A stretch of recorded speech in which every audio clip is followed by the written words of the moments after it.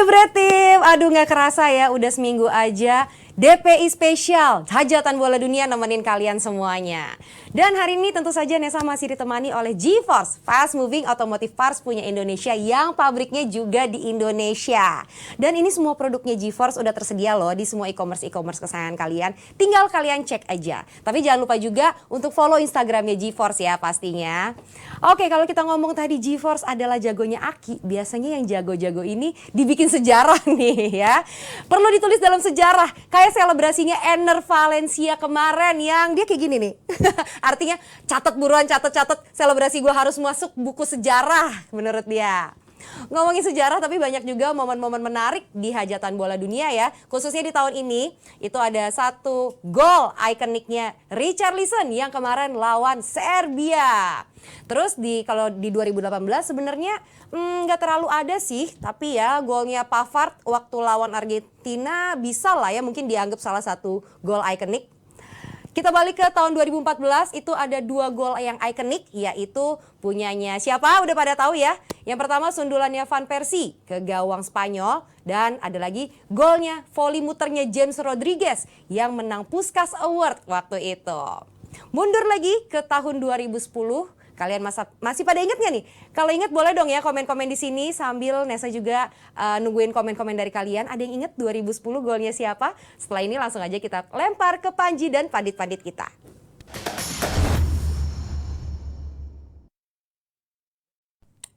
Menarik nih Nesa, tadi kalau ngomongin gol-gol selebrasi yang ikonik dan juga gol-gol yang ikonik itu tadi kalau kalian versinya siapa? Aldi? Afrika Selatan dong. Afrika Selatan. Selebrasi. Oh iya ya, waka-waka. Waka-waka Tapi nggak lolos ya? Nggak apa-apa. Lu Vin ada apa Vin kira-kira gol ikonik? Itulah Gio lah, lawan Gio. Uruguay lah. Gio. Oh iya ya itu yang Cannot dari jauh ball banget ya. yang dari Itu samping. 2010 ya? 10. Yang dia final ya? Langsung Ini 2010 final. banyak ininya ya momennya. Ya. Apa? Momennya. Gol ikonik. Lo Gol. yang paling berkesan apa? Berkem lah. 98. Dioper sama De Boer. 98 Argentina. Oh itu dia. Nah ini kita ngomongin game kedua dari Hajatan Bola Dunia nih makin ketat karena tim-tim besar malah bermain imbang. Ada Belanda imbang, ada Inggris imbang, malah tim-tim yang kita mikir kayaknya ini kalah, taunya kemarin menang. Yaitu adalah Iran menghadapi Wales yang menang 2-0 tuh kece banget di akhir-akhir. Bisa menumbangkan Wales, beda banget mainnya waktu lawan Inggris. Kalau kita ngomongin dari Belanda lawan Ekuador, di mana fansnya lagi pada membuat acara besar, hajatan besar di dalam Hajatan Bola Dunia ini menonton Belanda lawan Ekuador di laga yang menentukan untuk lolos ke fase selanjutnya untuk menjadi juara grup. Tahunnya kemarin bermain imbang dan setelah gol, gue rasa Belanda agak menurun. Lo melihat Belanda kemarin abis gol, apa yang terjadi Len? Kok kelihatannya mainnya nggak berkembang lagi abis gol? Mereka memang kalau di luar kemenangan atas Senegal kan sebenarnya kan memang banyak semua ragu sama Belanda kan. Iya, iya. Dan sekarang kemarin nggak ada game changernya, nggak ada pemain yang bisa menjembatani antara pemain belakang sama depan, malah bingung, malah mereka yang main umpan lambung. Sementara si Ekuador malah setelah 1-1 lebih banyak nyerang, ya, betul. lebih banyak peluang, Kaget bahkan juga bisa dibilang malah yang bertahan malah Belanda. Ya. Apa yang terjadi menurut gua pemain-pemain Belanda nggak siap untuk bisa punya mentalitas ketika akhirnya mereka kebobolan untuk bisa membahayakan lagi gawang dari si Ekuador. Dan menurut gua mereka udah kepikiran abis itu toh sama Qatar. Nah ini loh yang menurut gua lebih enak ya. memang di atas kertas lagi-lagi promosiin punya Tio lagi di atas kertas. Tapi ya mentalitas seperti itu yang menurut gua harusnya jangan. Kita yang nonton yang lo bilang tadi, kita yang nonton di Oranje Indonesia Festival ya gregetan karena Pas kebobolan gimana dan reaksinya pada pada kan dua kali Ji. Oh yang pertama kan yang dianulir kan, yang Stupinyan. Yang pertama latihan reaksi kecewa kan. Yang kedua akhirnya kecewa beneran. Harapannya bisa dibalas, ternyata boro-boro balas. Yang ada malah jantungan mulu sampai menit terakhir. Jadi ini peringatan banget buat Belanda kalau mereka harus bisa overcome lagi pada saat menghadapi Qatar. Dan inilah indahnya sepak bola kalau kata Justin ya kan. Indahnya sepak bola. Kalau gua enggak. Kalau gua bagi gua kelabu. Ya kemarin kalau kita ngomongin kalau Valen ngomong soal Justin, udah ada perbaikan atau evaluasi dari, kalau Justin bilang di Twitternya Van Hal nonton dia nih, karena kan dia bilang De Ligt di pertandingan pertama nggak layak ada di posisi kanan, center back kanan, bener diganti Timber. Ternyata juga di tengah ada pergantian yang tadinya gelandang tengahnya siapa kemarin yang kesel? Berghuis. Oh iya, Berghuis tiba-tiba digantikan sekarang. Artinya semua udah dengerin sama seorang Louis van Gaal. Tapi ternyata apa yang menurut lo akhirnya nggak works? Bahkan Depay pun dimasukkan juga nggak works seperti hal yang pertandingan pertama. Iya, yang paling jadi sorot kan itu si Bergwijn kan, yang emang kalau gue lihat di media Belanda, emang gue baca juga emang kritikan dari beberapa pandit juga ngarah ke si sosok Bergwijn ini yang nggak bisa jadi, ya apa ya nggak bisa diharapin juga gitu di depan kan. Ini udah ganti berapa paket tuh kemarin Gakpo sama Jansen, sekarang coba nurunin Bergwijn sama si Gakpo. Habis itu Weghorst masuk ya. Weghorst masuk, gak ada supply juga di tengah juga kan gue ngeliat Frenkie de Jong.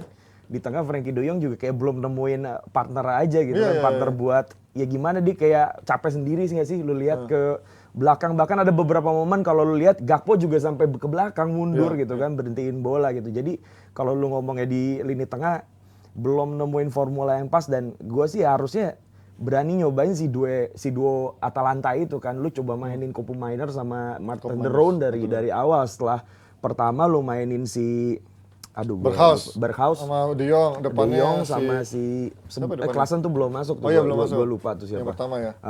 Itu di next game lawan Qatar ya. Lawan Qatar lu coba-coba beraniin lawan pakai si De Roon sama si Kopu Miners. Juga karena lawan Qatar ya. Gua sih harusnya pikir Van Gaal gak harus pragmatis lagi. Lu coba berani mainin Xavi Simons, kemudian winger juga nih yang kemarin jadi sorotan, Dumfries nggak maksimal juga, berani mainin Frimpong, Malaysia, dan ya gue juga sempat ngobrol juga sama Coach kan, ini harusnya Malaysia sama Frimpong berani dicoba aja sih, udah 10 menit terakhir gitu kan.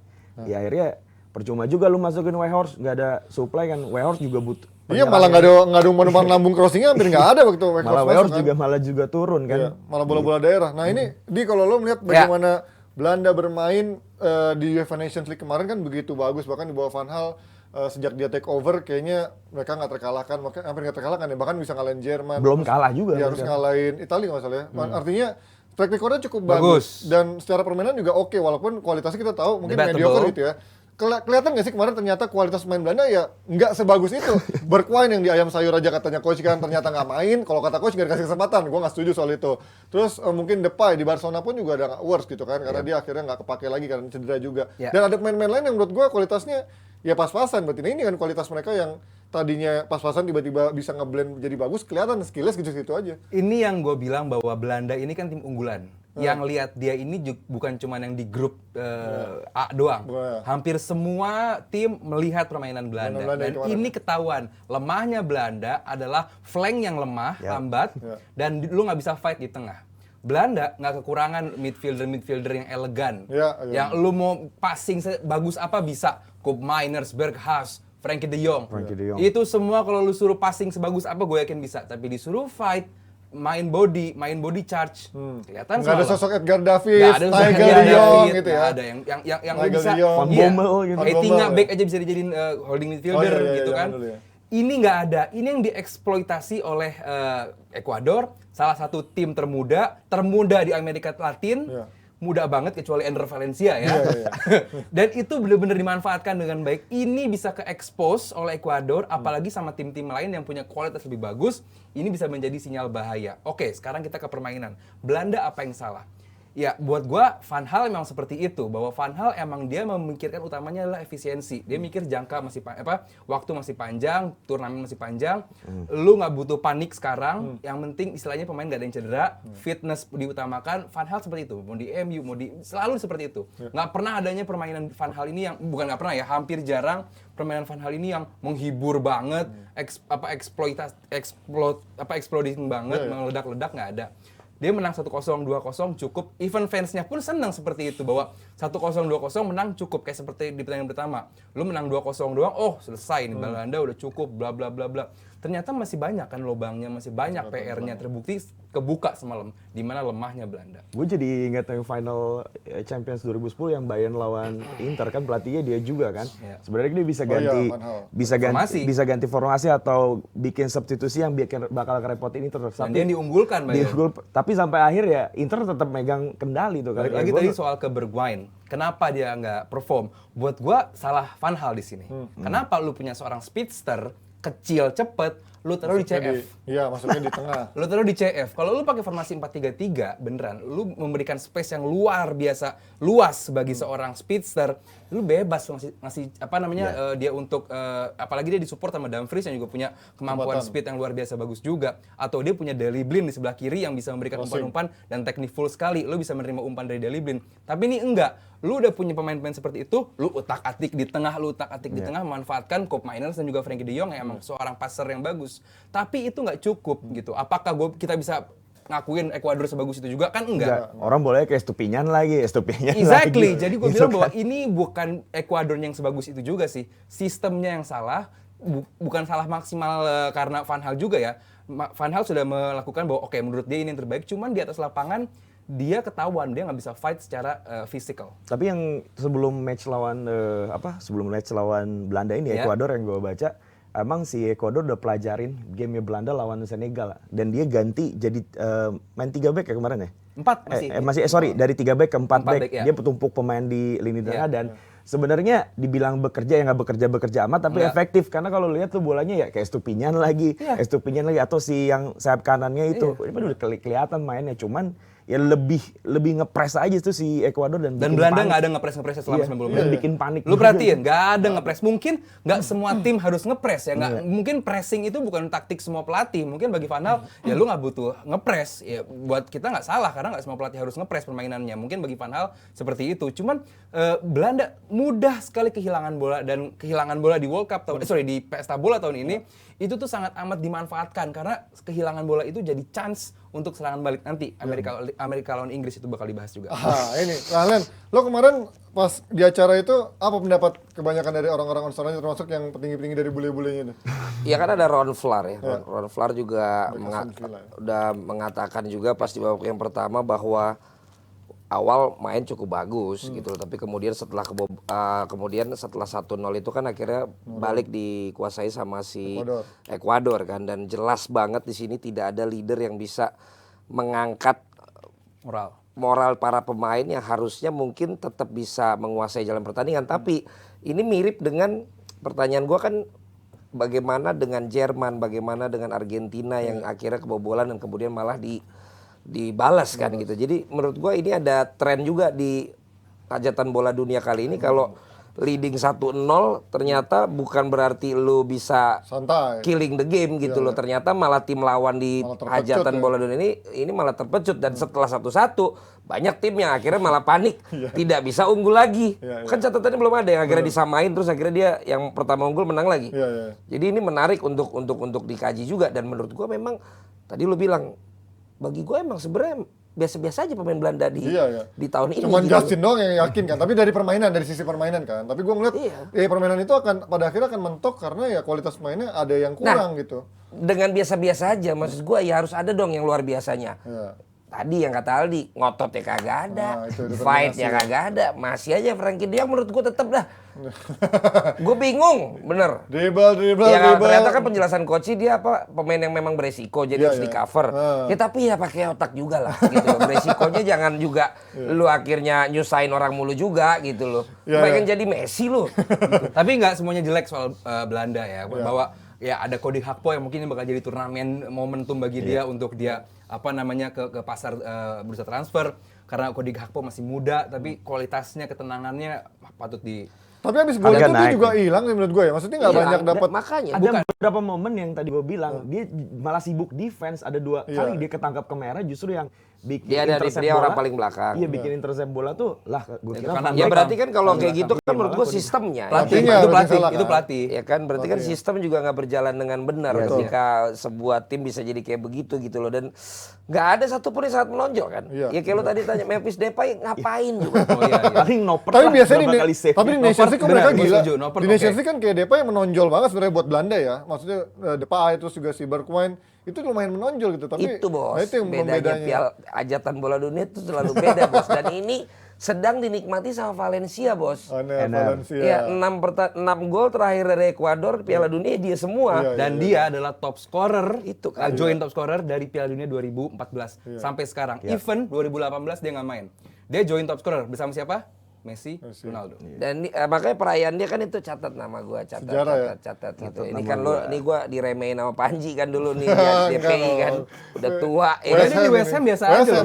Biasa aja, gagal juga. Nah, tapi kan so far di grup ini dia sudah melewati 2 pesaing terberatnya, Senegal dia kalahin, kemudian Ecuador yang punya potensi mengganjal pun hasil imbang sebenarnya bukan hasil yang buruk atau panik kan, dan terakhir lawan Qatar, artinya so far so good gitu untuk secara hasil ya. Secara peringkat pun secara kita peringkat masih bagus nomor ya. 1 kalau di Ya, karena Belanda sering juga kan di turnamen-turnamen sebelumnya. Cuman bagi tim unggulan ini jadi catatan. Di klasemen. Karena kalau masuk turnamen itu ada namanya tim yang unggulan, ada tim misalnya bukan unggulan ya, tim yang emang diproyeksikan untuk juara, ada lagi tim yang cuma sekedar memperbaiki peringkat di FIFA, bla bla bla. Cuman bagi Belanda tentu Belgia nggak butuh memperbaiki peringkat di FIFA, peringkat 2, peringkat 1, kagak pernah ngapa-ngapain di hajatan. Belgia skip.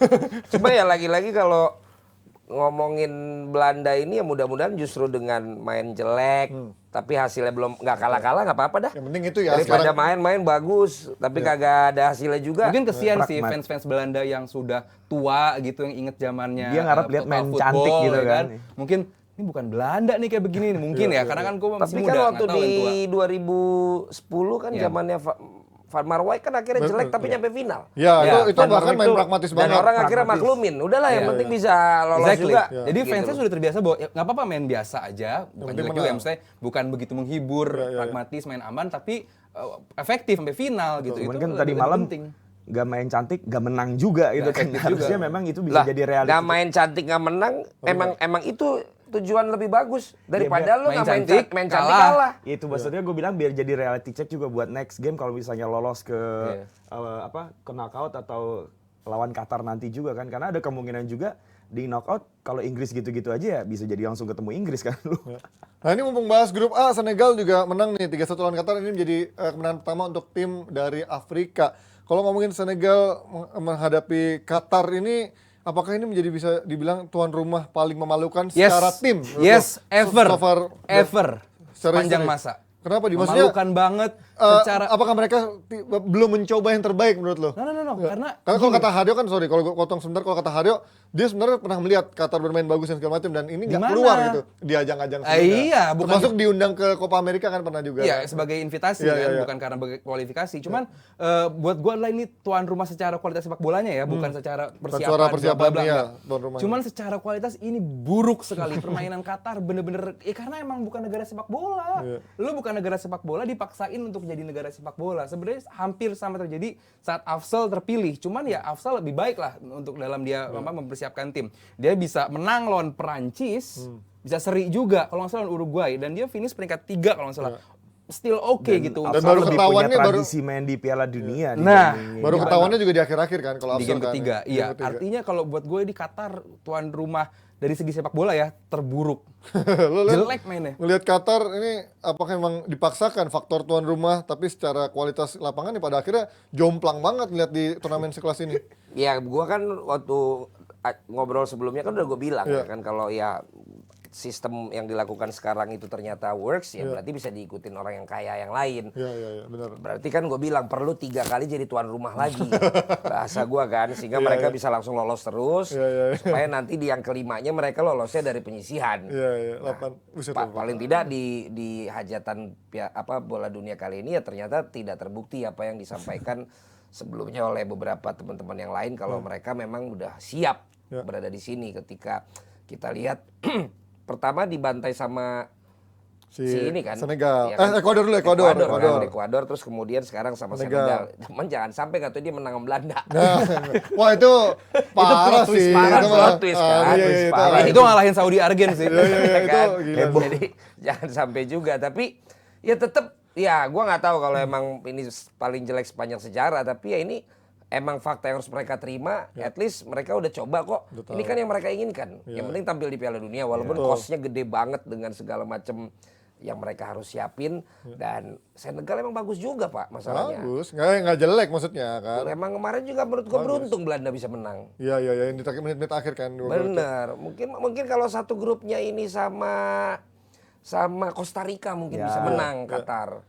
Mungkin. Nggak juga. Nggak juga. Ya mungkin, ya kan gua bilang mungkin. yakin. Ya mungkin kalau Indonesia memikirkan menjadi tuan rumah Piala Dunia yang senior ya, berpikir ulanglah kalian kalau kalian tidak ingin dipermalukan di atas lapangan. Tapi kalau mungkin sebagai tuan rumah nggak apa-apa. Kalau menjadi tuan rumah yang bagus, kelihatan Tapi yang pertama kalah berapa? asal jangan ngutang. 2-0. 2-0. Kemarin sama Valencia. 3-1. Iya nggak malu-maluin Nggak amat parah juga makanya. dong. Kalau Indonesia gimana menurut lu di tuan rumah? Ya maksudnya kalau emang skornya segitu mah nggak malu-maluin amat ya kalah aja Iya. udah gitu. Tapi kalau kira-kira ntar tuan rumah U20 akan ada gap sejauh ini nggak menurut lu? Kita? Iya. Enggak. Enggak ya. Optimis terus ya. Lo bukan. Tapi kalau di level junior tuh kan, kalau di level junior tuh ya masih Bagus merata lah. lah kalau di level Bagus ya. junior, kecuali Kan itu lu udah melihatnya mulai- selama ini di level Asia Tenggara, bukan dunia. Lah, Belanda aja nggak lolos nih. Hah? Di besok di Piala Ya Dunia. kan tapi dia ketemunya di Nggak, level maksudnya Belanda tidak lolos misalnya sama negara lain yang juga tidak tradisi kalau di Eropa, senior. iya, Jadi Balik lagi ke nggak hajatan terlalu bola. jauh lah. Balik lagi ke hajatan ya bola kita dunia. lihat balik aja tuan bola udah mulai bermain ke tepi jurang. Iya, Di antara, gue udah takut. di antara Senegal sama Ekuador siapa menurut kalian lebih? Gue 50-50. Gua Ekuador. Gua Kalau 50. lihat Kenapa lu? dari main kemarin ya, karena ya sebenarnya Senegal juga lawan Qatar kemarin gak bagus-bagus banget gitu kan.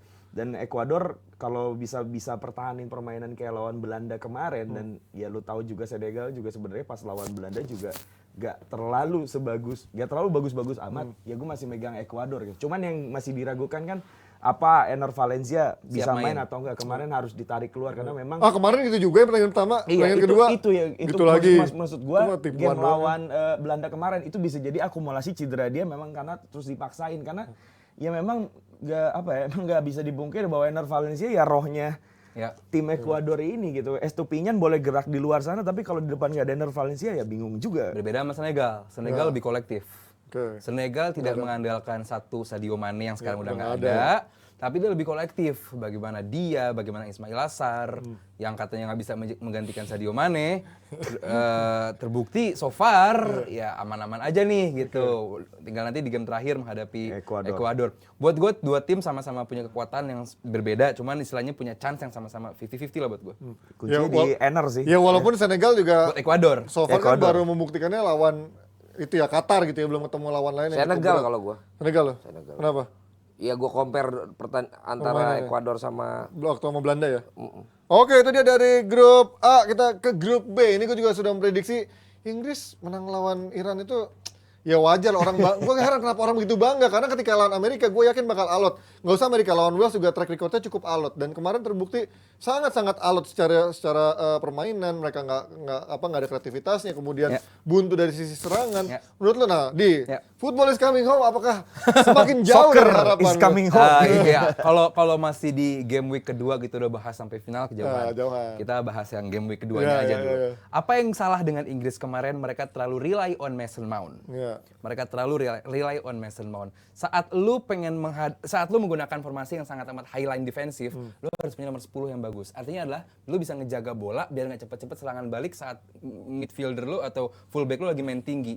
Mason Mount sering banget kehilangan bola, baik yang lagi di challenge ataupun yang dia lagi utak-atik sendiri, hilang sendiri bolanya. Itu sering banget dan dimanfaatkan dengan baik oleh fullback dari Amerika Serikat yang cepet-cepet banget. Ini menjadi masalah. Dan kedua adalah sisi kiri dan sisi kanan Inggris ini nggak imbang. Bahwa sisi kanan dari Trippier dan juga Bukayo oke, cukup aman lah gue lihat. Tapi dari Luke Shaw dan juga depannya Sterling dan juga Mason Mount ini sering twist. Karena Mason Mount sama Sterling ini sering bertukar posisi.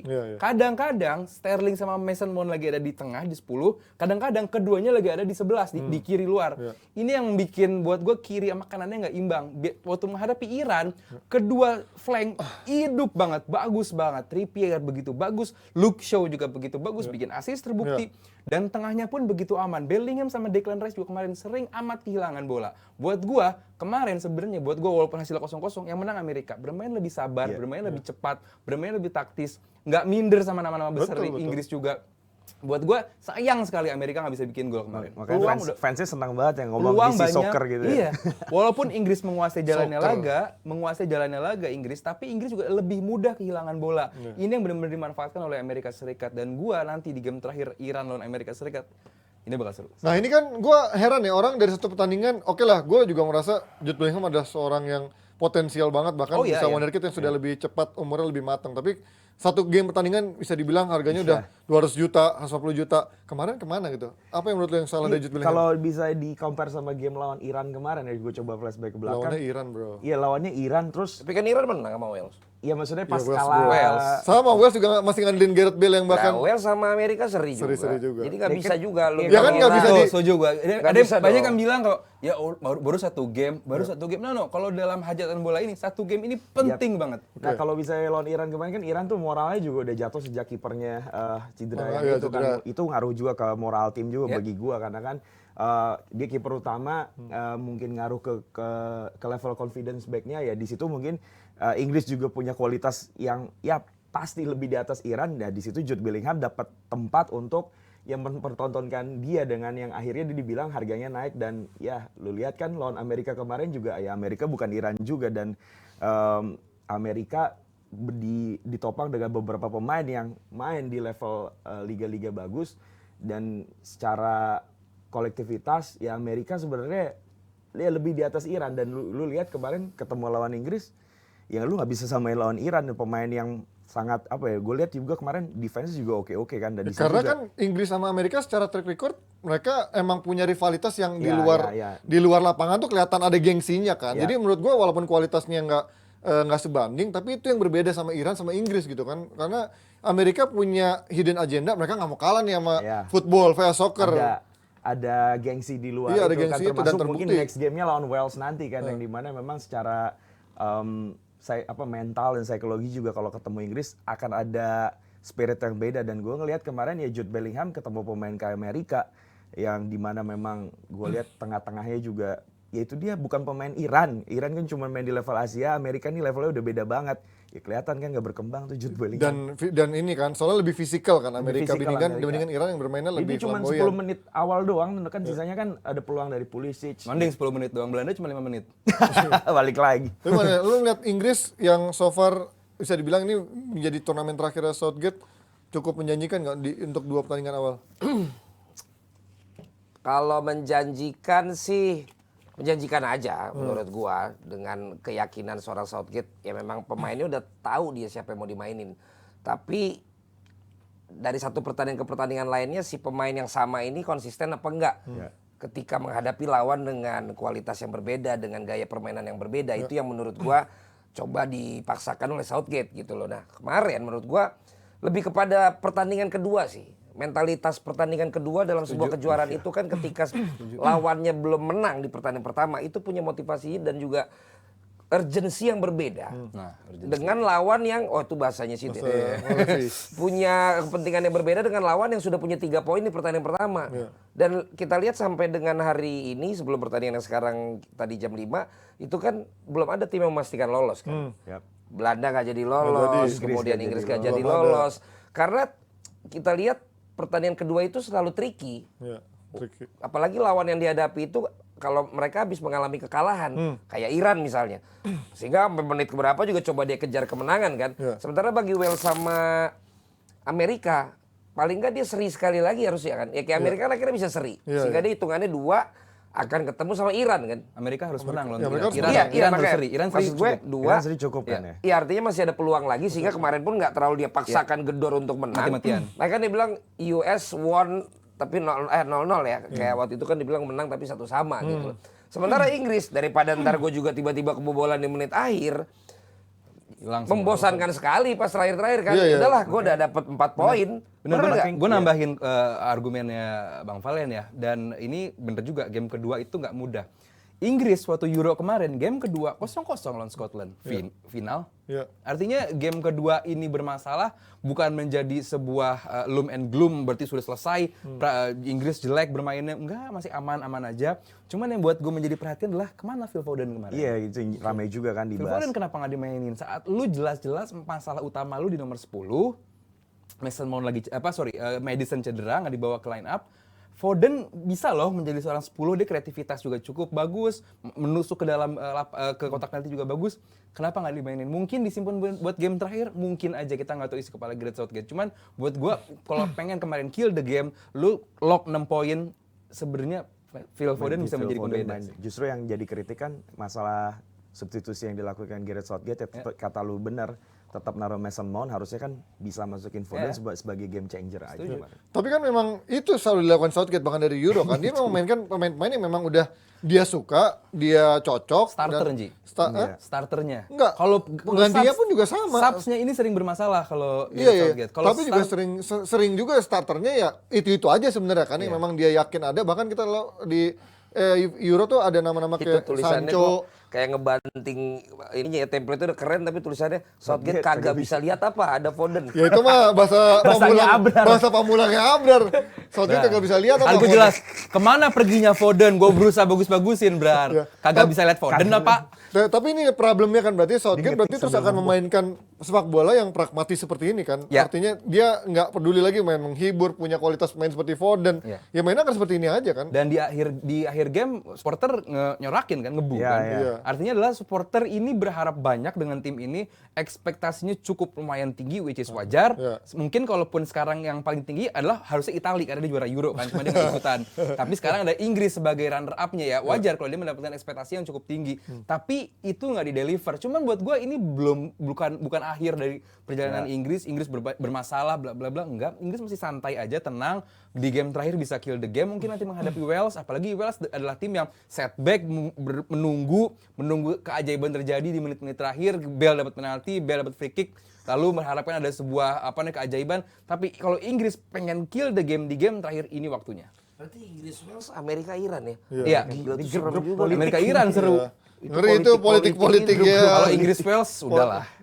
Politik di luar kertas, di luar lapangan ya. Ini kalau ngomongin dari Tapi komentator juga bilang, kalau gue sih analisa gue tetap karena Jude Bellingham jelek kemarin. Iya. Benar tadi kata Bang Valen juga, Iran Amerika seru. 98 Iran itu menang lawan Amerika Serikat. Dan abis itu emang nggak lolos grup, cuma menang doang lawan Amerika Serikat. Itu euforianya di Iran. Iya, Dan sepak bola US juga ya belum sebagus hari ini. Dan ini kan, soalnya Iran kan better. Iran pulang-pulang bisa dipenjara katanya. Karena menyuarakan politik melalui sini kan. Karena Jude Bellingham Dengan gak usah pulang. nggak ada penyuplai bola lagi di Inggris dibanding pertandingan pertama. Dan flamboyan, kemudian juga kemarin gue bilang mainnya dewasa banget, bisa ngalirin bola gini. Kemarin nggak kelihatan, dan gue dengar salah satu statement komentatornya kan dia bilang ternyata Jude Bellingham ketika dikawal nggak lebih dari setengah meter setiap kemanapun dia pergi, ternyata dia nggak maksimal juga. Dan itu yang dilakukan oleh Amerika, dan Kapten Amerika kemarin tuh kecil-kecil tapi Siapa sih polisi? nyolot juga ya, enggak yang keriting. Oh si ini. Rim Iya, Nah ini nih. Tyler Adams ya? Ya ini nih. Oh, Tyler ini Adams. lumayan dia nih bikin amburadul juga permainan Inggris kemarin, karena dia bisa untuk melakukan membuat pemain-pemain Inggris tuh nggak leluasa dan nyemangatin pemain-pemain Amerika juga kelihatan banget. Kipernya bagus Amerika. Ya si gede itu ya. Ya, karena kan biasanya Inggris bisa menang Mana tuh banyak. dia? Arsenal. Ya. Oh. Inggris bisa Malah menang. Ramsdale-nya nggak main dia. Pemain inti. Enggak. Enggak, cadangannya. Ya Jude Bellingham harus, menurut gua kalau bukan Foden yang ganti Jude Bellingham kemarin akhirnya siapa sih? Oh, siapa Hendo kan masuk. Hendo masuk. Hendo Ya, masuk. Hendo. Nah, Hendo masuk. itu udah lama nggak dikasih main sama Southgate. Tendangannya buset dah. Ke atas. Kemana-mana ampun dah. Nah ini kalau dari grup ini juga bagaimana kemarin Iran akhirnya menang lawan Wales walaupun ada kartu merah. Lo kemarin ya itu sebuah kejutan. Gue yakin Iran kemarin. Dari awal. Yakin Dari Iran. awal banget itu sih. Karena gue pikir gini, ini gue nggak setuju yang dia sejelek itu yang kata Coach Justin kemarin gitu. Ya, kalaupun akhirnya dia bisa kalah 6-2, ya itu kan satu game dengan game yang lain pendekatannya bisa berbeda gitu. Dan ternyata betul kemarin walaupun yang enggak yang seperti tim kelas dunia seperti apa, tapi mereka membuktikan kalau mereka tuh bisa gitu. Dan mereka menang di menit-menit seperti itu kan. Gol keduanya keren lagi. Iya, balik lagi sih kalau gue lihat kemarin lawan Wales, balik ke moralnya Iran setelah dia unggul satu Setelah pemain Jepang lebih. dan Arab menang. Enggak, setelah unggul satu pemain lebih kan, Wales main 10 orang.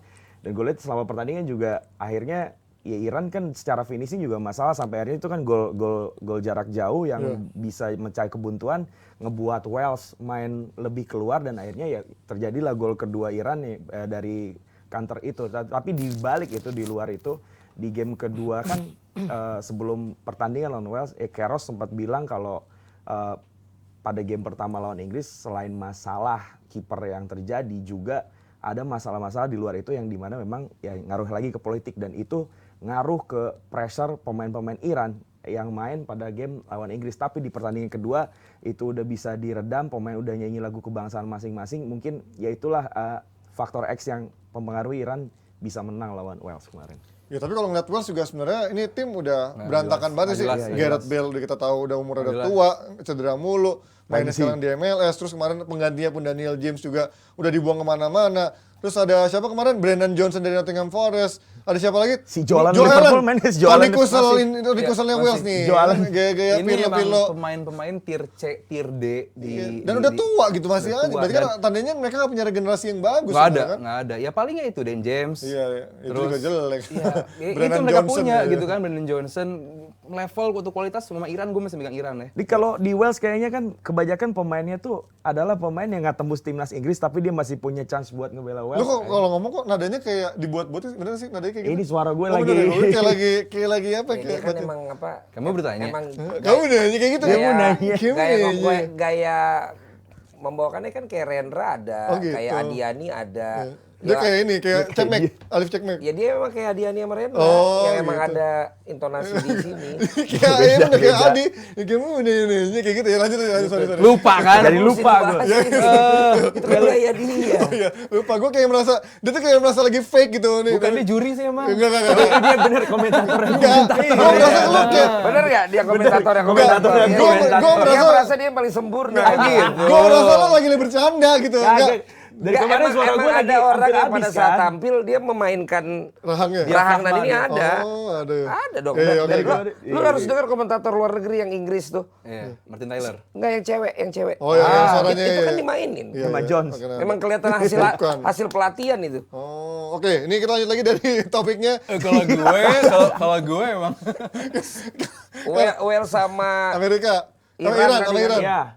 Wales, Amerika, Iran. fix lupa. Ya tapi kan tetap Pasti aja apa sih gua mau? ketika negara itu udah lolos sih kita nggak bisa bilang juga dia goblok dong. Iya, oke. Untuk bisa lolos kan pasti mereka juga punya Strugglingnya di punya kualifikasi bagian yang sendiri di tertentu benua. akhirnya mereka bisa lolos walaupun Playoff juga ya. ketika dibandingkan dengan tim yang lain mungkin ternyata mereka ada di bawah itu gitu loh. Tapi Faktor lucknya tinggi berarti. kalau ada kata coach. kalau ada pilihan memang yang itu masih yang paling bagus ya mau diapain? berarti- Daripada nggak pernah ada pemain yang bagus. Apalagi Gimana Amerika pasti bakal bersiap banget karena mereka bakal menjadi tuan rumah di next. Iya, iya. Dan tentu ini bakal mempersiapkan banget timnya dengan ini materi tim yang muda banget dan akan dipersiapkan untuk sampai hajatan bola next-nya. gua- Yang gue tambahin nggak memang setuju sama si ini nih sama si Vino Cepnek. bukan masalah bahas omongan. Ya, lagi. Yang gue nggak setuju tuh omongan dia bahwa dia sampai harus memecah kebuntuan dari tendangan luar kotak penalti. Enggak. It's happened. Gue sebagai pemain yang spesialis tendangan jarak jauh. Waduh. Memang ada dalam bagian strategi di Oh, menit iya, harus. berapapun lu bisa shoot. Iya, iya. Gakpo kan akhirnya di menit awal. Iya. Gol pertama dari luar kotak penalti. Iya, dan ini yang sering banyak yang salah dilakukan oleh komentator-komentator kita. Seperti seakan-akan kalau tendangan dari luar kotak penalti Spekulasi. itu tendangan memecah kebuntuan. Frustrasi. Padahal memang enggak, tugas dia kalau dapat bola dari sini lo emang syuting. Iya. Kalau si ini memang lo begini. Jadi ini harus gue luruskan juga. Ah. Tidak milik melulu tendangan tendangan jarak luar jauh. kotak penalti itu adalah memecah Deadlock. kebuntuan. Emang Iya, bagian dari strategi. Setuju. Iran atau Amerika? Aduh, sama kayak Ecuador US. Senegal sih tadi. Ini seru banget Gua sih- karena Iran butuh seri cukup, tapi Amerika lebih Malah Iran yang butuh seri doang. itu ya, butuh satu doang. untuk Dia udah lolos. menang sekali. Tapi Amerika punya urgensi. Nah, bahaya nih. Karena dia nggak pengen sekedar di grup karena mereka pengen bakal menjadi bagian nanti di, Di 2026. tuan rumah gitu. Paling nggak pengen namanya tetap harum lah di knockout stage. Buat gue masih 50-50. Kualitas nggak jauh, cuman urgensi ada di Amerika. Ya, Berhalter juga bilang kan emang tim ini di-prepare buat 2026. Iya kan. pasti. US. Lu Yos. Kalau gua ini kan dua latar belakang yang berbeda. Kalau Iran berangkat dia malah nyindir pemerintahannya. Kalau Amerika Joe Biden malah nelponin pemain-pemainnya. Dukung, Jadi dari sisi latar Harmoni. belakang itu menurut gua Amerika. Bukan Iran yang lebih terpecut karena takut pulang. Gua harus menang di sini. Nanti di situ Biar dapat suaka. Nanti disitulah Amerika akan bisa memfasilitasi. Oh. Menjadi mediator. Ya udah gue Iran kalau Ya gitu. udah kalau gitu. Menjadi mediator. Oh, itu dia hitung-hitungannya yang semakin seru dari grup A dan grup B dan juga hari ini masih akan ada yang tampil ya. Iya. Dan kemungkinan Tapi ini gue setuju loh itu, sorry karena ngomongin itu barusan. ini tuh banyak mau pesan politik di Iya. 2022. Oh iya, ini Bos gua katanya kan jangan lah campurkan Rusia nggak boleh dengan ikut aja udah politik jelas. gitu. Rusia nggak boleh ikut aja Ini jelas. Ini simbol Ini jadi- apa gini gua bilang kok makin Ya ini jadi kayak freedom of speaking yang kebablasan nggak sih jatuhnya ya? Kayak mentang-mentang semua Karena sekarang daerah. kayak Piala Dunia paling gaduh yang pernah dan gua nggak, dulu kan buka baju ngerayain gol udah nggak boleh. Ya kan ada nggak pakai baju. Enggak, tulisan-tulisan itu. Nah sekarang akhirnya bener-bener lewat ban kapten kan. Iya. Ini semua lewat ban kapten. Even Harry Kane lewat jam tangan. Oh iya, tapi itu juga parah kan sih yang kanselir Jerman juga pakai ban kapten Ya, duduk di sampingnya Infantino, malah dia nggak kena kartu. Ya, Agak mungkin, aneh. karena gini, mereka adalah bangsa-bangsa yang biasa mengkoloni, memaksakan ideologinya kepada bangsa lain. Lo harus setuju sama kita, lo harus biasa dengan ide kita. Bagi kita, ini adalah hal yang permisif, lo harus setuju juga. Tapi kan enggak. Buat tuan rumah ini, hal itu adalah salah. Hal itu dilarang, nggak boleh masuk sini. Ya udah lo hargai, sesimpel itu. Oke, itu dia dari berbagai pesan politik yang tersaji di awal-awal dari sebelum hingga sekarang Kita sudah rehat digelar. Kita nggak sejenak kan. Masih ada lanjut hitung-hitungan di grup lainnya di match kedua di mana akan ada Prancis ketemu Denmark yang secara di atas lapangan nanti kayaknya akan seru. Dan juga ini menjadi penentu untuk Prancis juga untuk bisa menjadi tim pertama yang memastikan diri lolos kalau dia meraih kemenangan. Prancis di partai pertama juga menurut gue main keren, apalagi dengan Giroud yang bisa menjawab keraguan menggantikan Benzema, Griezmann. Ini nggak ada yang ke Nesa dulu nggak ada ya? Nggak ada nanti abis ini. Oh nanti. Abis Selama ini. ya? Abis ini. Kenapa ada? Capek ya? Saya ini ada yang harus saya siapin. Ya nggak apa-apa, boleh pamit Besok dulu. saya mau ke Qatar. Boleh pamit dulu Pak, silakan. Besok mau kemana? Besok mau kemana? Besok mau ke Qatar. akhirnya lolos juga. Oh ini mau Gary-nya yang belum. Makanya saya persiapan kalau sampai Gary kagak berangkat kan saya harus siapin Jangan alat sendiri. semua Oh sendiri. iya. Ya boleh sendiri. silakan. Hah? Kerja sendiri berarti dari Qatar kok. Ya bilang dulu. Iya. Ntar sama brand nggak enak. Udah ketahuan dong. Makanya. Ah. Pasti berangkat Gary. Oh, Pasti berangkat gitu, semua. ya. Berangkat. Ya jadi 90%. bisa ke Nesa Udah, dulu aja. ya bawa aja clip-onnya nggak apa-apa. Bisa ke Nesa Nggak dulu bisa aja. nanti Saya bisa nanti pamit enak gitu. nanti jumping itunya. Oh iya. Maaf kan bapak yang ngatur. Yaudah. Bapak. Yaudah. Boleh silakan pamit dulu Pak. Bawa aja clip-onnya bawa pulang. Oke. Silakan. Permisi dulu ya. Baik. Sukses di Qatar, Sio. Hati-hati Selamat di bertugas. Qatar. Ilaliko Habibi. Hati-hati Pak, selangkangannya dimakan Pak. Selangkangannya digigit itu. Iya, lanjut Pak. Sorry ya, teman-teman. Thank you, selamat bertugas. Ya, mari. Hati-hati di jalan. Syukran Semoga Habibi. mabrur Piala Dunianya. Kacang. Ya kita akan menemukan antara Prancis lawan Denmark, di mana Prancis kemarin main meyakinkan Ya. menghadapi Denmark yang bisa dibilang adalah tim kuda hitam. Bahkan kalau menurut si Urgency Rizal, ini menjadi tim kuda hitam yang layak di waspadai. Kayaknya setiap tahun kan tim kuda hitam juga Ya, si Denmark. Belum melihatnya akan ada perlawanan yang alot dari Denmark atau Prancis masih akan berada di atas angin lah dengan Kuda hitam terus ya kapan berubah aja dari awal kan. Cuman kan ini jadi pertemuan ketiga ya tahun ini ya 2022 ya Jerman sama Prancis dan Denmark. Denmark nih ya jadi selalu jadi kryptonite-nya si Prancis dengan skuad yang nggak jauh beda. Terus ketemu di pertandingan yang ketiga kalinya di musim ini. Tapi si pelatihnya si Kasper Jungland bilang bahwa orang boleh bilang kalau Denmark adalah kryptonite Prancis gitu kan di press conference-nya. Tapi lu ngelihat tim yang sama lawan tim yang sama itu beda event di Nations League. Untuk level World Cup ini vibes-nya akan beda sama sekali gitu kan. Jadi gua harap publik gak terlalu bebanin tentang hasil 2 game di Prancis ke belakang karena ini World Cup gitu. Ini kata pelatih Denmark ya. Iya, kata si Jungland gitu kan di press con-nya gitu kan. Jadi banyak orang yang percaya bahwa kalau Denmark bakal jadi kryptonite Prancis, gua sih lebih meyakini Prancis masih akan lebih bisa dominan. Jadi hasil kemarin di yang sebelumnya itu bukan jadi tolak ukur lagi bukan ya? menjadi tolak ukur gitu kan. Ya kalau misalnya Prancis kemarin, kok gue lupa terakhir lawan apa? Australia. Kalau lawan ngarepin Prancis di level kayak lawan Australia gue rasa enggak gitu. Tapi lebih ini alot ya? lebih alot aja lawan Denmark. Cuman Prancis punya banyak hal yang membuat dia punya alasan besar untuk jadi pemenang. Ya itu kalau lihat dari Prancis akankah ada line up yang berubah atau dengan Pasti. winning yang Ada. winning team? Yang surprise-nya Kamavinga, gue baru baca Kamavinga dicoba di latihan jadi back kiri. Terus Koman bukan Theo. tetap Theo, cuman kalau ada hal terburuk, Disiapin, kalau ada hal oke. terburuk, misalnya Theo senasib sama abangnya, Ya, Kamavinga itu di beberapa latihan, gue baca di Le Parisien, dia udah disiapin untuk jadi pelapisnya Theo. Oke. Buat Sementara gua, sementara Konde diyakinin bakal turun juga. Jadi Gantiin Pavard. dan Koman juga udah main. Ya, Jadi Pavard buat gue juga setuju pasti bakal, bukan pasti sih, kayaknya bakal diganti karena di game menghadapi Australia iya dia jadi titik lemahnya. lumayan jadi titik lemah, dan juga Upamecano juga nggak akan dimainin lagi kayaknya malam ini. Varane Varane yang udah akan turun. dimainkan. gitu. Tapi malah banyak yang bilang bahwa Varane sama Upamecano bukan Varane sama Konate. Gue nggak tahu. Oh ya, beneran, pokoknya tapi chance-nya- gua rasa Varane akan dicoba malam ini menghadapi Denmark, dan itu wajar namanya tim mengevaluasi game pertama. Tapi selebihnya dari tengah holding midfielder dan juga depan gua rasa nggak akan ada Masih perubahan oke yang ya kemarin ya. drastis, masih sama dengan seperti ini squadnya. Cuman ya itu, kalau Theo sekarang nggak ada backupnya nih.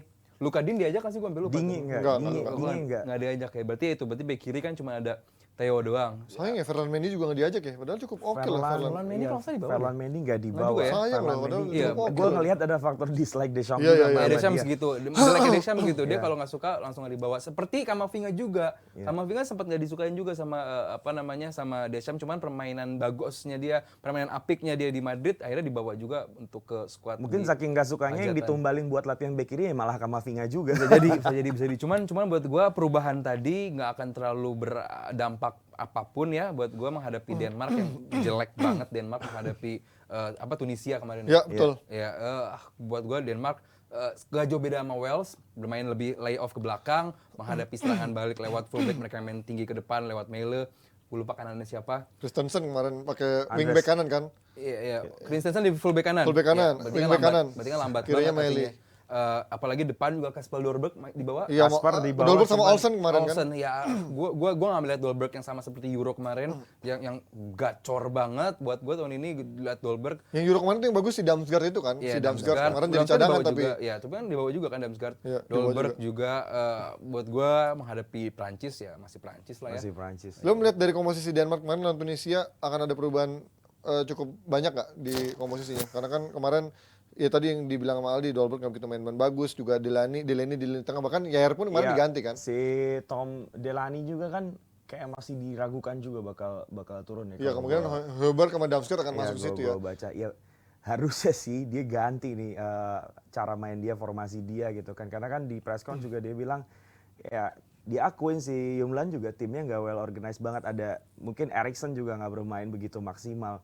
Mentoknya si Dolberg juga mungkin karena ya supply yang ke depan Tapi paling juga mending Eriksen mandek. kemarin Paling Denmark. mending Paling Eriksen. mending Eriksen. Mungkin karena bertumbuh sama Eriksen juga jadinya yang lain juga mau gimana gitu, bola Iya. ke depan juga nggak ada. Tapi kalau banyak ganti ya opsinya mana lagi gitu Line up kan. keduanya nggak sebagus ini. Opsinya mana lagi. Dua kali ketemu Prancis sebelumnya dia pakai formasi berbeda, 4 back sama 3 center back seperti yang diprediksi. Menurut lo akan pakai 3 center back atau 4 back menghadapi Prancis? Tetap pakai formasi kemarin lawan Tiga Tunisia center back berarti yang mereka main 0-0 gue rasa. Karena kan dia waktu dia menang 2-0 tuh 4 back, kemudian yang menang 2-1 3 center back. 3 center back. Kalau lu di ngeliatnya 3 center back, Tiga center back ya? cuman duanya lay off banget di Ya, belakang. Mele sama harusnya Christensen. full backnya dia coba yang lebih cepat, nggak lebih advance banget. lincah. Oke, prediksi antara Prancis Denmark. 4-1. Wah, Prancis ya. Iya. Hah? Fan? Viva la France. Lo berapa? La France, Lo ya. kan mendukung Belanda. Lu Belanda Lo aja. France. Viva la France. Gua boleh. Lu kan Inggris kan? Tapi lu nggak Di bisa hati. Oh, Tapi di gua- hati. Gua kalau Oh, keluar gitu. pasti Prancis. Oh, Karena gua gitu. udah ini give up sama Inggris dukung di Piala Dunia. Jadi udah nggak Inggris lagi lu ya? Klarifikasi nih. Nggak akan dukung Nggak di dukung ini. Inggris, tapi hati Inggris. Tapi kalau misalkan Inggris menang, gua akan senang dalam Senang. hati. Oh, Cuman iya. nggak akan Inggris nggak. Oh, akan. iya. Sama kayak gua dukung, nggak usah lah. Ya gimana ya tiap hari gue Ya, nggak usah. baca Timnas itu. tiap hari gue baca media Prancis itu kan lu nggak ngerti bahasa Prancis juga kan. Iya, Jadi iya. ada ya Viva la France, apa dong. Viva la France. Berapa Tiga. skor? Bakal gede lah, 3 gol. Selisih 3 lah. 4-1 dong bener. Bisa 3-0 kan. Oh iya. Karena ada perbaikan di back itu sendiri di Perubahan, Varane. bukan perbaikan. Ya, Perubahan. perubahan ada di Belum Kode tahu masih perbaikan apa Varane. enggak. Ya, itu Lunji, dia. Lunji. Gua Viva la France. Oh, iya, Viva la iya. France juga. Ale la France. Viva la France. Minimal 2 gol unggul. Ah, oke. Selisih 2 gol. Menang Oke. lah ya berarti ya. Menang dong. Prediksi dari Aldi, Vino dan gue tadi juga sekaligus mengakhiri dari segmen ini, tapi masih ada lanjutannya. Menurut kalian Prancis akankah bisa menang meyakinkan atau Denmark menjadi kejutan lagi untuk tim besar dan kembali menggagalkan tim yang sudah tadinya punya peluang untuk lolos cepat ternyata harus tertunda hingga partai ketiga. Prancis jadi Sekalian tim gue mengingetin juga buat kalian yang pertama jebretin lolos. DPI Hajatan Bola Dunia akan hadir tiap hari jam 7 dan pastinya hari ini bareng GeForce Fast Moving Automotive Parts yang pabriknya ada di Indonesia. Produknya bisa kalian dapetin di berbagai marketplace. Dan yang pasti jangan lupa buat follow IG-nya @GeForce_IG. ID ya, bukan IG, ID. Habis ini ada Nesa lagi nih. Sebelum kita lanjut, masih ada Nesa mau ngasih info yang satu ini. Wow, Jebret Tim, seru banget ya pembahasan kita tentang pertandingan semalam. Tapi nggak tahu kenapa kalau Nesa sih salah fokus sama tinggi kipernya Belanda yang tinggi banget itu. Gila, tingginya menjulang ya, kayak menara mana gitu. Tingginya itu nyampe 203 cm loh, Jebret Tim. Gila ya, tinggi banget. Nah, terus siapa lagi nih yang menurut kalian yang tingginya 200 cm-an kayak gitu? Ada lagi nih nama penjaga gawangnya Serbia, Vanja Milinkovic-Savic yang tingginya 202 cm. Selanjutnya di urutan ketiga juga masih dihuni sama seorang kiper juga ya. Kenapa kiper semuanya tinggi-tinggi? Kali ini dari kipernya Belgia, Thibaut Courtois yang tingginya 200 cm. Wow, tinggi sekali mereka ini. Tapi yang Nesa juga penasaran adalah kira-kira Argentina bisa juga nggak ya melesat tinggi di gelaran Piala Dunia kali ini. Langsung aja kalau gitu kita serahkan ke Panji.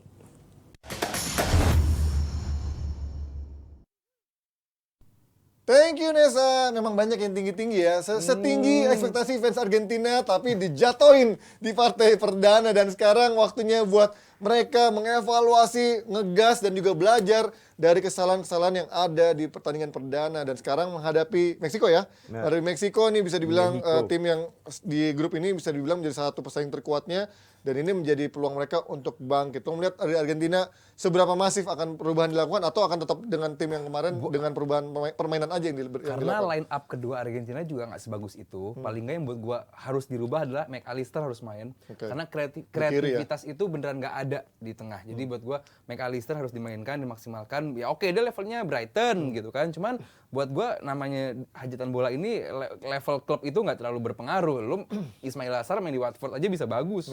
Nggak ada masalah gitu. Buat gue McAllister harus coba karena terbukti apapun sistem yang dilakukan oleh Argentina di game pertama salah semua. Nggak ada yang works out, nggak ada yang berhasil. Buat gue adalah McAllister bisa menjadi pembeda di lini tengah karena kalau di depan ya Martinez dan juga Messi ya udah terbaik. Dan di belakang juga mungkin Lisandro Martinez bisa dicoba Daripada Romero. Daripada Romero, setuju gua. Tapi juga Otamendi jelek kemarin menurut gua. Ya semua jelek. jelek. Semua jelek, cuman paling enggak Romero jelek banget Tapi kemarin. gue ya harus dicari partner terbaiknya si Lisandro siapa, lebih cocok sama Romero atau Otamendi selama ini kan. Ya paling enggak Lisandro bisa dicoba siapapun partnernya, sama kayak Varane di Perancis harusnya dicoba. Paling enggak itu dari back tengah dan juga di tengah juga midfieldnya McAllister bisa dicoba, bisa menjadi sebuah pembeda juga bagaimana dia memberikan assist, mengirim umpan ke kiri dan ke kanan, ini juga bisa menjadi sebuah pembeda. Dan buat gua sebenarnya kayak kemarin ini Messi dan Lautaro di depan dua dan menjadi nomor 10-nya kalau semalam Klaassen di Belanda, itu tuh McAllister-nya. Jadi duanya itu ya udah di Klaassen ya maksudnya. Iya. Oke, tapi kalau ngomongin bagaimana Messi main di pertandingan pertama gitu, kalau orang dia selalu akan dipadu-padukan dengan Ronaldo. Ronaldo sering dikritik dengan nggak mau pressing, sering jogging. Walaupun dia sudah berusaha menunjukkan sebaik mungkin dia mau mencoba pressing dengan stamina yang udah aki-aki ya. Tapi Messi kemarin banyak jalan kakinya loh. Nggak mempressing ketika Arab berusaha keluar dari tekanan, berusaha keluar dari kekepungan dari Argentina dan akhirnya membuat celah untuk Arab membangun serangan. Berarti kan Messi juga sebenarnya nggak sesempurna itu dengan usia yang sekarang kan? Oh iya. Ya tapi Kritiknya itu nggak ada. Apakah karena faktor dia nggak banyak keluar-keluar di lapangan? Karena makanya nggak Ronaldo main di Inggris. Oke, dia main di Perancis. Ali-ali. sebelum pertandingan tiap sebelum lawan pertandingan Argentina kan pelatih lawannya selalu mention ya Messi sebagai titik fokus dia untuk diamanin gitu kan. Ya memang kalau gue lihat Arab juga kemarin coba matiin Messi tapi ternyata Messi juga nggak berbahaya banget. Nggak fokus-fokus sama Messi banget. banget. Fokus sama Messi karena banget. fizikalnya juga oke, dia nutup arealnya, zonanya bagus ya. Sebelum preskon kan memang udah ada akan beri perhatian ekstra sama Messi. Ini judulnya menanti magis Messi. Kalau digabungin menangis Messi. Ya, oke lanjut gimana lanjut. Abrar lagi. Ya sebelum pertandingan kan emang ngomong fokusnya bakal ke Messi tapi praktiknya kan Messi nggak seberbahaya itu lawan Arab. Begitupun kemarin juga si Tata Martino laganya emosional juga lawan Argentina ditanya juga tentang Messi Jadi cuman ngomong simpel aja, iya gue hentikan Messi. Cuman kan gue nggak tahu itu kayak apa dan itu cuman omongan di press con doang. Artinya kan ya Argentina sekarang kalau gue lihat Messi, aduh nggak kayak Messi. Iya nggak sih Messi 2014, Messi 2014. At least Messi Copa America. Di Copa Iya. keren lah, di Copa lumayan lah. Iya, Maksudnya setuju. masih mulai That's why gue bilang bahwa Argentina cukup balik lagi ke basic, bermain seperti permainan dia. Karena game pertama jelas-jelas ini bukan permainan Argentina yang kita kenal. Iya. Dia kayak lupa cara permainan Argentina. Argentina kan adalah pemain-pemain berpostur pendek yang bisa passing-passing dengan bagus, dengan cepat. Rodrigo de Paul itu passer yang luar biasa bagus loh. Kemarin menghadapi Saudi mati banget sampai ditanya perannya apa. Ya karena mati di tengah. Saat lo mati di tengah berarti kan ada space di fullback lo. Ini nggak dimanfaatkan juga oleh Argentina. Artinya mau gimana? Ya mungkin yang diharapin Panji juga ketika De Paul sama si Paredes, Paredes ya? Iya, mati. De Paul mati, Messi turun kan, tapi kan dia malah diem-diem aja tuh kan. ya kan harusnya memang dua orang itu yang cover Messi, bukan Messi yang menjemput mereka gitu kan. Ditambah fullback Argentina kemarin Molina. Iya. Tagliafico. Tapi kan ini lawannya sekarang Meksiko gitu. Walaupun secara kualitas di atas Arab, tapi permainan terbuka. Berarti kan ini celah juga buat Argentina untuk bisa bermain lebih leluasa dibandingkan waktu lawan Arab yang bermain fisikal, main low block, walaupun nggak low block banget ya. High defensive line juga, tapi memang fisikal lah gitu. Beda sama Meksiko yang juga mainnya postur tubuhnya pendek, kemudian mainnya juga main kaki-kaki. Lu melihat ini akan celah buat Argentina Ini 50-50 karena kedua tim juga nggak ada satu yang diunggulkan banget gitu. Karena secara permainan tim-tim CONMEBOL begitu ya. Iya. CONMEBOL. Iya, Amerika Latin. Dia CONCACAF kalau si Ya tim Meksiko, Latin ya. lah 11-12 Tim-tim juga Latin lah. ini kan punya ciri khas yang nggak begitu jauh berbeda, apalagi Meksiko. Gaya permainan dia ya oper-operan pendek, lalu memanfaatkan umpan ruang gitu, di mana mereka punya kecepatan dia berlari-berlari untuk menerima umpan, lalu cutting in ke dalam. Sama Meksiko juga seperti itu, Argentina juga seperti itu. Cuman yang paling penting adalah bagaimana sistem tersebut bisa berjalan atau enggak.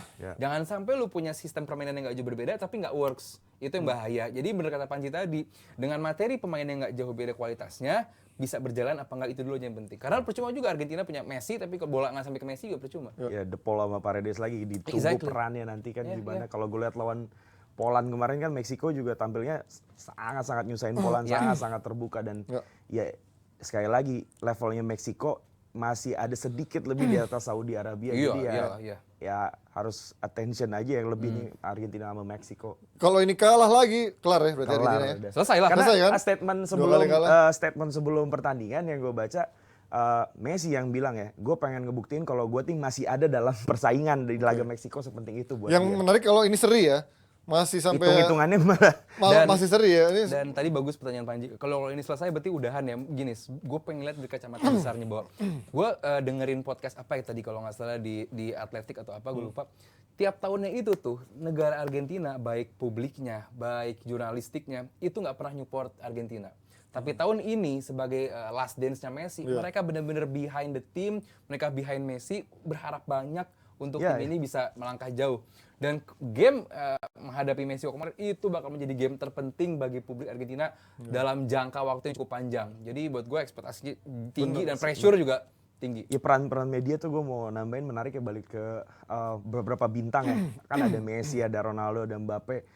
Kalau gue lihat statementnya juga balik lagi ke Prancis, Adil Rami yang bilang kenapa sih media Prancis tuh jahat banget sama Mbappe gitu kan. Lu gak sesupport media Argentina atau media Portugal sama hero-nya mereka gitu. Jadi memang tapi Ronaldo kemarin pas yang interview sama Piers Morgan bilang media Portugal pun juga jahat sama dia sekarang Media ya. sampah. Iya media sampah ya. Rubbish. tapi di si Rami Ya malah mungkin yang nggak bilang seramai yang nggak semua itu mungkin yang apa ya, ada satu media yang kritikannya keras dan itu mungkin yang lebih terlihat, tapi enggak media Portugal. Tapi selebihnya itu kan sebelum ini gitu kan. Memang medianya Portugal, medianya Argentina memang support banget sama. Beda kalau Mbappe ya. Kalau Mbappe apa Lekuip yang ngerti keras yang terkenal. Adil Rami yang bilang dalam beberapa situasi banyak yang terlalu keras sama Mbappe dengan makanya waktu setelah 2018 umur lu masih muda banget tapi lu udah dikasih cobaan yang lu dikasih cobaan. Sebenarnya ini cobaan bukan orang buat seumuran lu dan lu harus sudah siap. Tapi kan udah dikasih duit juga sangat ya, luar biasa. Di saat Itu dia. umur segitu lu udah bisa terima duit yang pemain-pemain berusia Coba berapa di tahun. permintaannya si Rami Ya, itu lu nggak jangan apa-apa. terlalu sama Rami Mbappe. silakan, Balik nggak begitu. lagi ke statementnya Betul, Aldi. tentang media yang support ke Messi ya memang ini sangat ngaruh banget sih media Argentina di Adil tahun Rami ini. terlalu manjain Mbappe, sudah dapat. Mantannya Pamela Anderson kan. Aduh, nggak penting itu ya. Iya. Yang berarti bewatch dong ya. Oh, katanya nggak penting. Tapi hafal. Oh, kita lihat dari prediksi skor. Apa sih ini Argentina, Argentina Meksiko? Meksiko. 2-2. 2-2. Halo tuh Ya. panjang ya, berarti sampai game ketiga serunya. Ya, gue kemarin cuman lagi nggak harinya Argentina ya, gue masih mungkin Argentina bisa menang tapi ya susah juga sih. Tapi gue masih ngunggulin Gue Argentina. tuh suka kesel deh kalau ngeliat Tipis, orang bukan tipis, hargai tipis. Argentina. Lo gak menghargai Arab Saudi yang bermain sangat berjuang keras, determinasi. Ya kita lihat aja Karena seberapa kualitas skill udah gak penting gua lagi lihat dalam aja- turnamen pada kita akhirnya. Anji. seberapa konsisten Saudi di beberapa Bukan pertandingan. hari. Oh, oke. Emang Saudi bagus. Ya kalau misalkan Argentina menang hari ini ya kualitasnya wajar Bagus. gitu kan. Oke, berarti kita tutup hari ini hajatan bola dunia pasti saksikan terus tiap hari jam 7 malam Belibet kan? hanya di Jebret Media TV. Sampai ketemu, tapi sebelum kita pamit kita lihat dulu Nesa nggak ada? Oh nggak ada. Udah. Kita pamit sampai ketemu. Ilaliko, Besok, bye-bye. Ilaliko.